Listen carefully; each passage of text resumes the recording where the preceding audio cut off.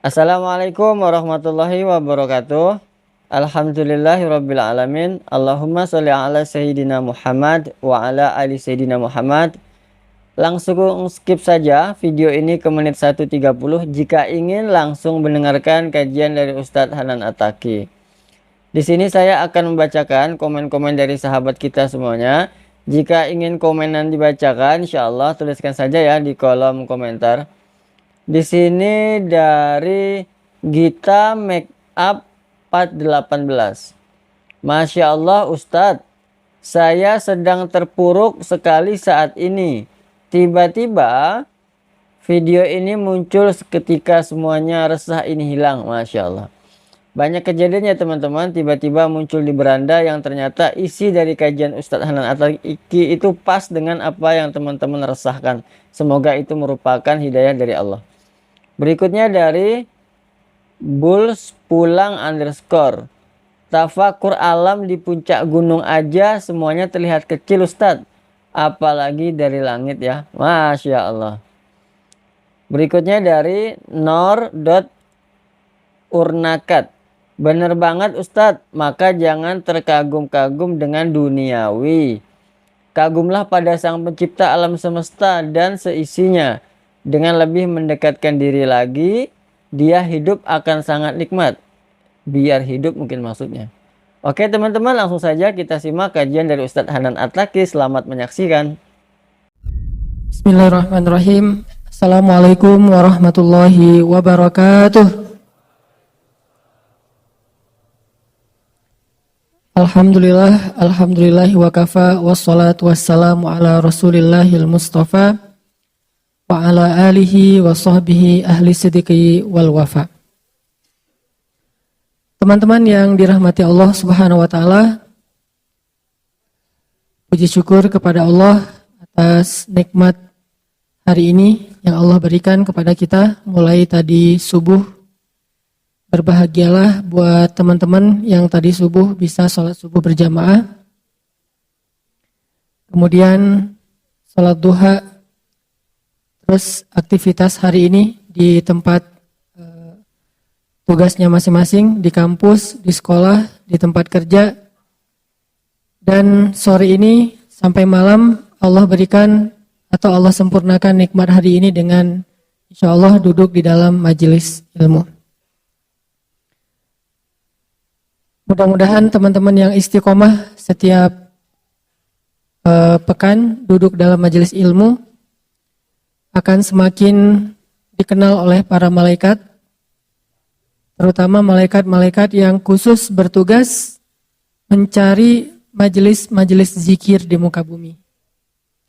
Saya pernah dulu nyampein hadis, Allah mengutus malaikat-malaikat yang sangat banyak, tugasnya berjalan-jalan di gang-gang, di setiap jalan, di gang, di sepanjang di setiap negeri untuk mencari majelis-majelis ilmu. Lalu kalau malaikat ini menemukan satu majelis ilmu, maka malaikat ini akan memanggil teman-temannya. Malaikat yang lain dipanggil, berkumpul di majelis itu, kemudian mereka akan membentangkan sayapnya, lalu mendoakan orang-orang yang hadir di dalam majelis ilmu. Jadi kalau kita kadang-kadang tuh berharap banget doa dari orang tua, berharap didoain sama orang soleh. Kalau duduk dalam majelis ilmu, yang ngedoain kita tuh bukan cuma orang tua, bukan cuma orang soleh, tapi malaikat. Orang tua kita doanya diijabah, padahal orang tua kita manusia yang kadang bisa ngelakuin kesalahan, tapi Allah mengijabah, apalagi doa ayah nih. Orang soleh doanya juga diijabah, walaupun dia cuma manusia yang kadang juga ngelakuin dosa. Terus kalau orang soleh dengan orang tua yang sama-sama melakukan dosa, doanya diijabah, gimana lagi dengan malaikat yang gak pernah ngelakuin dosa. Jadi yang semangat mencari doa dari para kiai, itu sesuatu yang baik, dari para ustadz, dari orang soleh, terutama dari orang tua, ayah dan bundanya, dan mertua kalau ada. Kalau belum ya udah ayah bunda dulu. Sabar ya. Kalau yang rajin minta doa kepada orang-orang yang istimewa, berarti harusnya kita lebih rajin lagi meminta doa dari malaikat. Caranya duduk di dalam majelis ilmu. Lalu Allah Subhanahu wa taala akan berdialog dengan malaikat itu. Jadi sekarang nih, kalau kita merujuk ke hadis tersebut, berarti kita coba belajar yakin ada dialog antara Allah dengan malaikat ketika ada majelis ilmu. Apa dialognya? Allah tanya kepada malaikat, wahai para malaikat, apa yang mereka lakukan di situ? Lalu malaikat menjawab, dan Allah Maha tahu jawabannya. Mereka sedang berzikir, memuji, menyebut, mengagungkan Engkau ya Allah. Allah lalu bertanya, apakah mereka pernah melihat aku? Kata para malaikat, enggak pernah ya Allah. Kata Allah, gimana kalau mereka melihat aku? Kata malaikat, kalau mereka pernah melihat Engkau, pasti mereka akan menghabiskan seluruh usianya untuk berzikir dan mengagungkan Engkau. Terus Allah nanya lagi, apa yang mereka minta wahai para malaikat? Kata malaikat, mereka memohon surga di sisimu ya Allah, mengharapkan surga. Apakah mereka pernah melihat surga? Tidak pernah ya Allah. Bagaimana kalau mereka pernah melihat surga? Pasti mereka tidak menginginkan apapun dalam hidup kecuali surga itu. Allah nanya lagi, apa yang mereka berlindung darinya atau takutkan? Kata malaikat, mereka takut dari azab api neraka. Apakah mereka pernah melihat neraka? Tidak pernah ya Allah. Bagaimana kalau mereka pernah melihat neraka? Pasti mereka akan menghabiskan usianya dengan menangis dan berdoa agar terhindar dari azab neraka.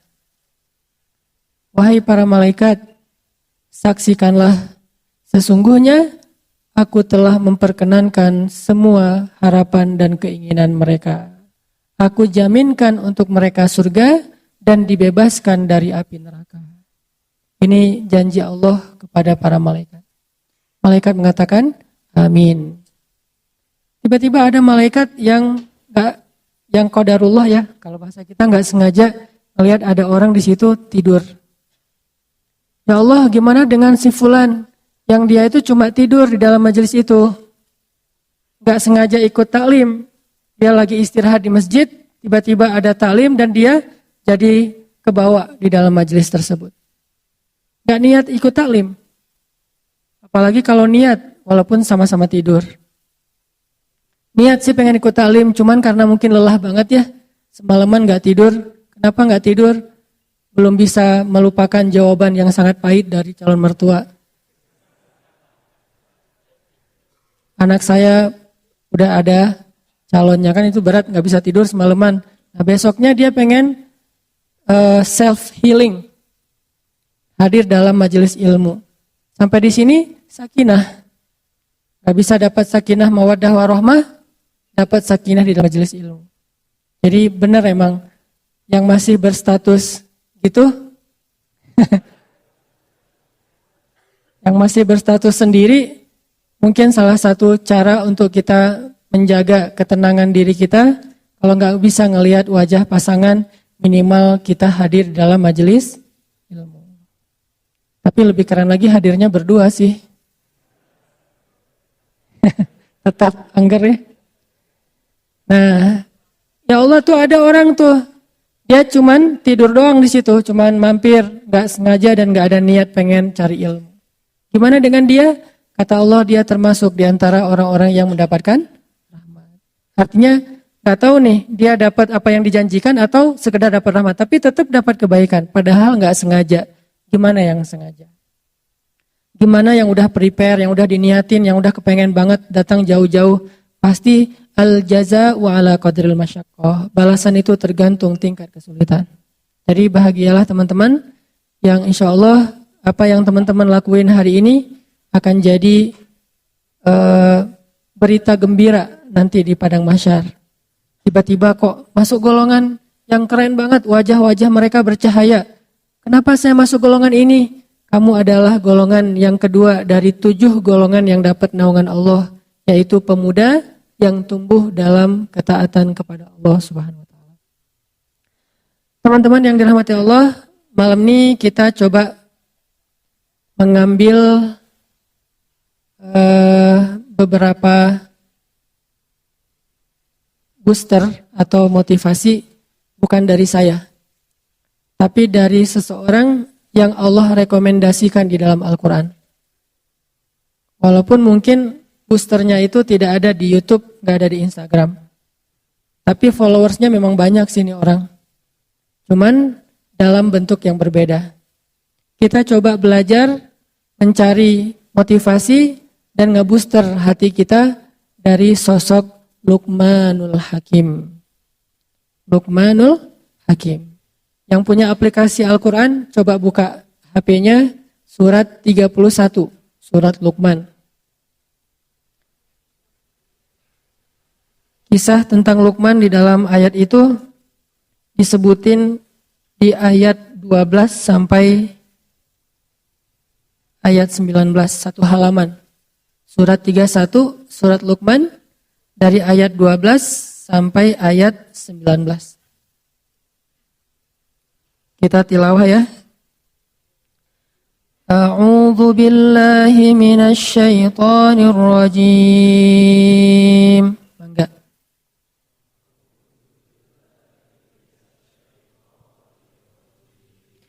Bismillahirrahmanirrahim.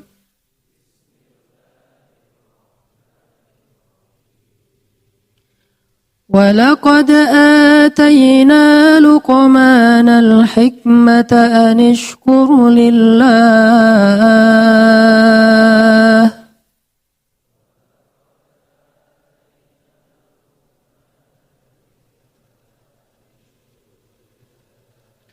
ومن يشكر فإنما يشكر لنفسه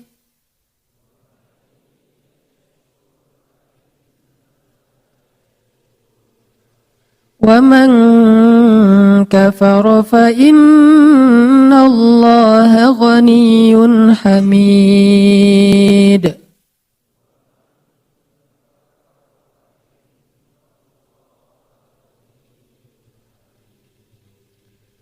Dan sungguh telah kami berikan kepada Luqman al-hikmah supaya bersyukur kepada Allah. Dan barang siapa yang bersyukur, maka sesungguhnya dia bersyukur untuk kebaikan dirinya sendiri. Dan barang siapa yang kufur atau ingkar, maka sesungguhnya Allah maha kaya lagi maha terpuji. Sadaqallahul adzim.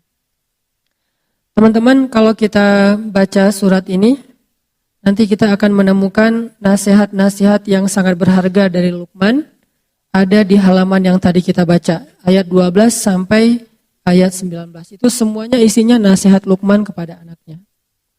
Siapa Luqman? Luqman ini kalau di antara umat Nabi Muhammad mirip dengan Uwais Al-Qarni. Ada ulama yang mengatakan Luqman itu hidup di zaman Nabi Daud alaihissalam. Ada yang mengatakan hidup di zaman Nabi Isa alaihissalam. Allahu a'lam. Cuman memang dia bukan nabi, tetapi dia orang soleh yang istimewa. Kan orang soleh itu ada banyak di zaman para nabi. Kayak di zaman Nabi Sulaiman, orang solehnya yang gak terkenal tapi keren siapa? Di zaman Nabi Sulaiman. Hamba Allah yang bisa membawa singgasana Balqis dari Yaman ke Palestina cuma dengan sekedip mata. Sampai jin ifrit aja butuh waktu beberapa jam, kayak kecepatan pesawat. Jadi kalau kata ifrit, wahai Sulaiman, saya bisa bawa singgasana Balqis yang ada di Yaman. Yaman Palestina itu kalau naik pesawat kurang lebih, kalau nggak salah 4 jam. Saya bisa bawa singgasana Balqis dari Yaman ke Palestina sebelum engkau bangun dari tempat dudukmu. Maksud sebelum engkau bangun ini kata ulama tafsir, sebelum rapat selesai. Dan rapat waktu itu kurang lebih ya 2 jam 3 jam lah. Berarti kecepatan ifrit itu kecepatan pesawat. Sebelum rapat selesai, singgasana itu udah ada di hadapan engkau, wahai Sulaiman. Terus tiba-tiba berdirilah seorang laki-laki yang gak dikenal. Bahkan di Al-Quran juga gak disebutin namanya. Saking gak terkenal. Jadi jangan remehkan orang yang followersnya dikit. Belum tentu yang selebgram lebih soleh dan lebih istimewa daripada yang biasa.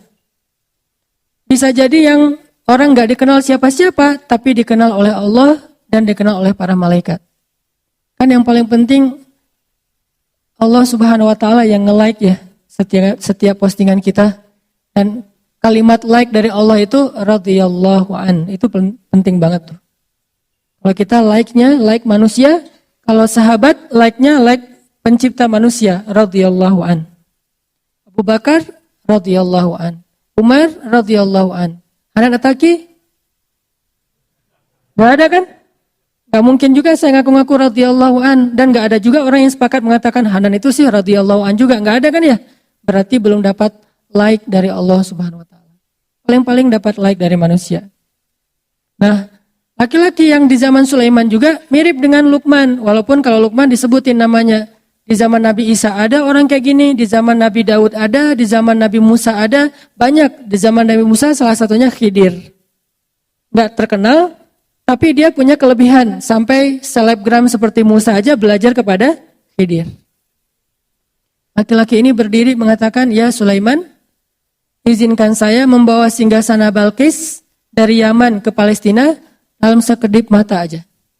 Sekedip mata dalam bahasa kiasan ini artinya selama jarak antara orang yang datang dari kejauhan belum jelas siapa sampai menjadi jelas. Kurang lebih sekitar 5 menit. Sekejap mata itu bukan satu kedipan mata ya.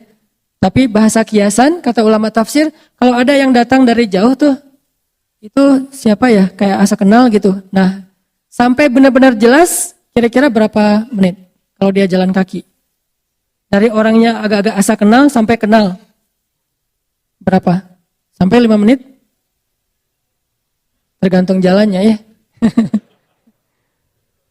Kalau dia jalannya normal, ya paling lama 5 menit lah. Gak sampai lah, semenit juga udah jelas. Oh ya si Fulan. Walaupun kadang-kadang ada yang dari jauh juga udah ketahuan. Saking kita menandain banget ya. Wah dia datang ya ternyata gitu ya. Udah ketahuan. Dari wanginya, wah ada harum tertentu nih. Udah khas gitu teh. Siapa yang wanginya khas di antara sahabat? Mus'ab bin Umair. Kalau Mus'ab lewat satu lorong atau satu gang, cewek-cewek Mekah langsung nyari-nyari, mana Mus'ab? Karena parfum yang dipakai Mus'ab itu nggak ada di Mekah. Satu-satunya yang pakai parfum itu cuma Mus'ab. Sampai Mus'ab kalau nyuci baju, orang-orang rebutan pengen nyuci baju Mus'ab biar disatuin dengan baju mereka, sehingga aroma wanginya pindah ke baju mereka. Ini sahabat Nabi yang namanya Mus'ab. Selebgram zaman sahabat lah yang paling keren. Nah, laki-laki ini bilang, saya bisa membawa singgasana Balqis dari Yaman ke Palestina kurang lebih 5 menit. Sehingga akhirnya Sulaiman memberi izin, tiba-tiba singgasana itu sudah ada di depan Sulaiman dengan Balqis-Balqisnya. Ini artinya ada orang yang hebat tapi nggak terkenal. Lalu Allah Subhanahu wa Ta'ala menyebutkan kisahnya di dalam Al-Quran. Sehingga di sini ada pelajaran apa teman-teman? Ikhlas. Luqman salah satu di antara simbol keikhlasan. Dia hidup di zaman para nabi, tetapi dia tidak dikenal seperti para nabi. Uwais Al-Qarni juga kayak gitu, simbol keikhlasan. Tidak diketahui kehebatannya oleh manusia, tapi diketahui kesolehan, kehebatan, keistimewaannya oleh Allah Subhanahu wa Ta'ala. Lalu Allah lah yang mengilhamkan kepada Nabi Muhammad untuk memberitahu kehebatan Uwais kepada sahabat-sahabat beliau. Lalu sahabat Nabi mencari Uwais, ketahuanlah oleh orang banyak bahwa Uwais itu bukan orang biasa, orang istimewa. Jadi nggak usah khawatir. Kalau kita ngelakuin satu kebaikan, terus nggak ada yang lihat. Justru ketika kita mengharapkan apresiasi dari manusia, maka kita kehilangan penghargaan dari Allah Subhanahu wa Ta'ala. Ini harus pilih. Kadang-kadang kita harus milih di hati kita nih, mencari penghargaan dari Allah, mencari nilai di mata Allah, atau mencari poin di mata manusia. Rating siapa yang kita cari? Like siapa yang kita harapin nih? Like dari Allah atau like dari manusia? Ini soal hati ya, bukan soal gimana kita memposting sesuatu. Kadang-kadang secara zahir kita emang ngeposting sesuatu yang buat manusia nge-like. Tapi bukan itu yang kita cari. Ini masalah apa yang diharapin oleh hati kita. Sehingga kita tidak akan menjadi putus asa, berkecil hati, merasa kayak nelangsa gitu. Kalau ada kebaikan yang kita lakuin, orang gak tahu. Ada kebaikan yang kita lakuin, orang gak menghargai. Ada kebaikan yang kita lakuin, malah orang menafikan gitu. Mengingkari. Karena Allah subhanahu wa ta'ala alimun, syahidun. Allah maha tahu, Allah maha menyaksikan, Allah maha basir, maha melihat. Dan gak ada yang sia-sia. Sehingga akhirnya Allah mengisahkan kisah laki-laki itu di zaman Sulaiman. Dikisahkan juga nanti laki-laki di zaman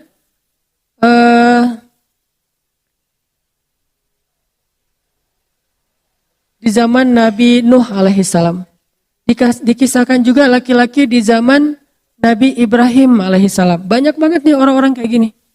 Termasuk yang kalau kita baca surat Yasin, waja'a min aqsal madinati rajulun yas'a. Ada kan ayat gitu ya?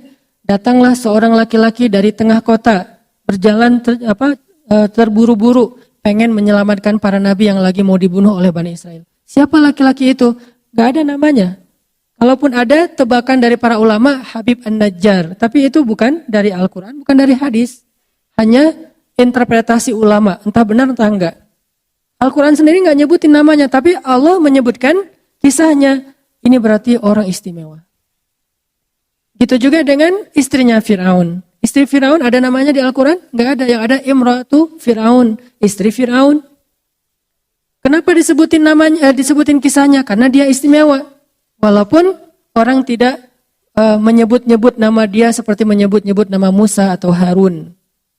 Gitu juga dengan Uwais Al-Qarni. Uwais itu kalau menurut saya ikhlasnya udah teruji banget. Dia menghilang gara-gara dipuji. Kalau kita kan menghilang gara-gara dicela ya, pundung kan. Coba kalau misalnya kita dalam sebuah organisasi nih, kita udah habis-habisan, nggak dihargai, akhirnya pundung kan, left group. Saya pengen kita sekali-kali coba nih ya, left group gara-gara dipuji, bisa nggak tuh? Dia left group loh, ada masalah apa ya? Dijapri sama teman-teman kita, loh kenapa left group ada masalah? Kita ada sikap yang nggak berkenan? Enggak, saya nggak suka dipuji-puji. Left group. Gara-gara dipuji left group. Ini Masya Allah nih, karena kemarin kita karena ditraktirin atau apalah gitu-gitu, banyak disebutin kebaikan-kebaikan yang kita baru lakuin. Kita nggak nyaman, akhirnya left group. Itulah yang dilakukan Uwais Al-Qarni loh teman-teman. Kan awalnya dia nggak terkenal sama sekali nih. Nabi yang nge-mention tentang dia kepada Umar. Kata Nabi, ya Umar, kalau nanti kamu punya kesempatan, carilah laki-laki dari Yaman, namanya Uwais. Dia tinggal di sebuah desa namanya Qaran, sehingga disebut Uwais Al-Qarani. Kayak kita, Hanan Al-Antapani, tinggal di Antapani kan, jadi Uwais Al-Qarani, tinggal di Qaran. Dan dia punya ciri-ciri khasnya itu di perutnya ada bekas penyakit kulit yang gak sembuh, karena dulu seluruh tubuhnya berpenyakit. Dia berdoa, ya Allah sembuhkan penyakit kulit saya, tapi sisakan sedikit di bagian perut, biar saya selalu ingat nikmat-Mu ya Allah. Allah sembuhkan persis kayak diminta oleh Uwais. Kita kan kalau berdoa jarang persis banget ya diijabah ya, karena doa kita kurang bagus, mungkin Allah memberikan yang lebih baik. Kalau Uwais, gimana dia minta gitu Allah kasih, saking luar biasanya Uwais. Nah cari dia Uwais, kalau ketemu dia, nah ini ada sesuatu yang istimewa banget nih. Kata Rasul, mintalah doa dari Uwais, doa Uwais enggak ditolak oleh Allah. Umar disuruh minta doa kepada Uwais. Padahal seluruh ulama sepakat Umar lebih utama daripada Uwais. Gak ada ulama yang bilang Uwais lebih utama daripada Umar. Semua sepakat Umar lebih utama daripada Uwais. Pertama generasinya sahabat, Uwais tabi'in. Sahabat lebih baik daripada tabi'in. Khairun nas, mana sih hadisnya? Sebaik-baik generasi, khairul qurun qarni, sebaik-baik zaman adalah generasi aku. Summal ladzina yalunahum, summal ladzina yalunahum. Kemudian setelahnya. Artinya sahabat lebih baik daripada tabi'in. Tapi yang lebih baik ini disuruh minta doa kepada orang yang di bawahnya, Uwais. Berarti ada yang istimewa pada Uwais yang nggak ada pada Umar. Tapi secara umum Umar lebih istimewa daripada Uwais. Kayak Musa dengan Khidir. Secara umum Musa lebih utama daripada Khidir. Tapi ada satu hal yang Khidir punya, Musa nggak punya. Kan selalu gitu ya, nggak ada manusia yang sempurna di segala bidang. Akhirnya Umar nyari Uwais, kita tahu ceritanya. Orang-orang meremehkan Uwais. Ngapain sih Amirul Mukminin, presiden kok nyari orang kayak Uwais gitu, penjaga ternak jamaah haji dari Yaman. Oh, kalian nggak tahu siapa Uwais. Kalau kalian tahu, kalian nggak akan ngomong kayak gitu. Pasti langsung sekarang juga kalian following. Kata Umar. Akhirnya Umar nyari di daerah Arafah, di padang Arafah, ketemu laki-laki yang lagi jaga ternak-ternak jamaah haji Yaman. Ternyata itu Uwais. Ketemu minta doa dari Uwais. Baru orang-orang tahu ternyata Uwais itu orang yang dimention sama Nabi. Gak ada satupun tabi'in yang dimention sama Nabi dengan namanya. Ada yang dimention sama Nabi tapi tidak dengan namanya. Kayak misalnya Muhammad Al-Fatih. Itu kan dimention sama Nabi ya.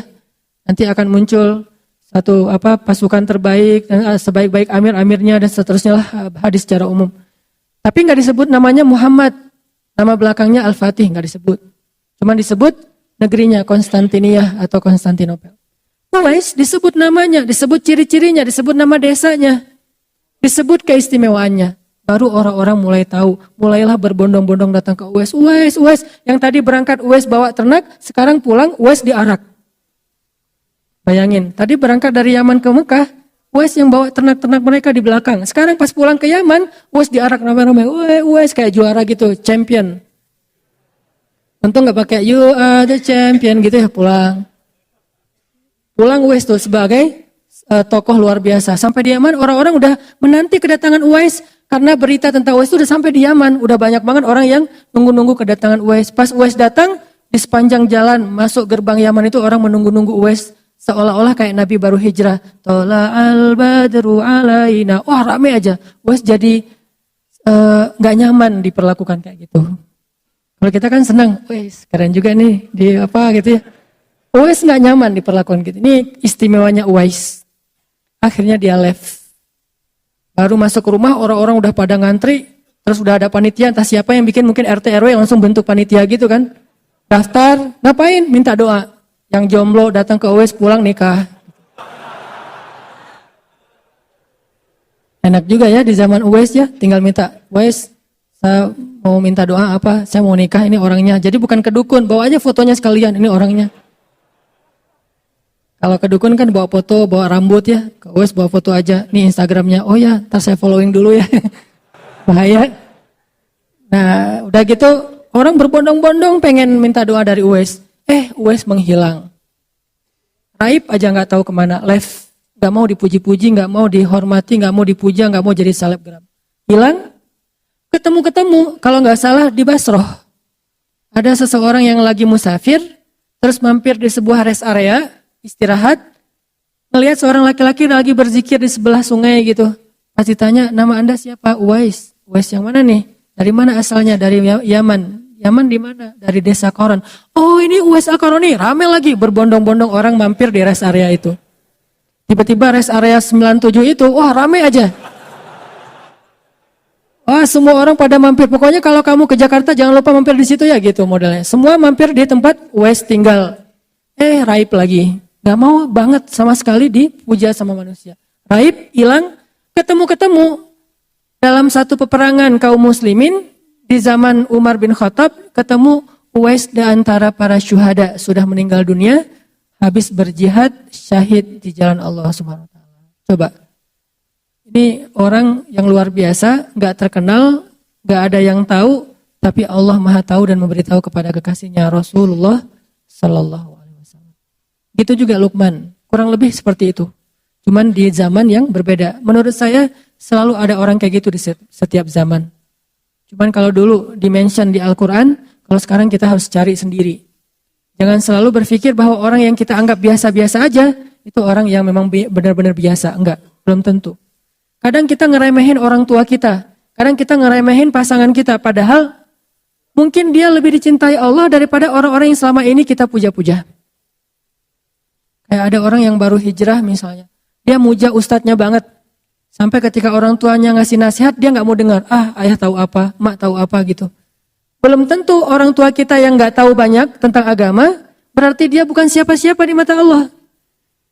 Mungkin kelebihan dia bukan ilmu agama, kelebihan dia bukan ceramah, kelebihan dia bukan dakwah, tapi kelebihan dia adalah sabar dan tulus banget mendidik, membesarkan, mengandung, menyusui kita sejak kita kecil, dan itu sesuatu yang istimewa. Berarti kita punya Uwais di rumah kita masing-masing. Kita punya Uwais, atau dalam bahasa lain punya Luqman, punya laki-laki di zaman Sulaiman itu di rumah kita masing-masing. Atau di kampung kita juga ada mungkin ustadz atau kiai ajengan yang mungkin gak terkenal.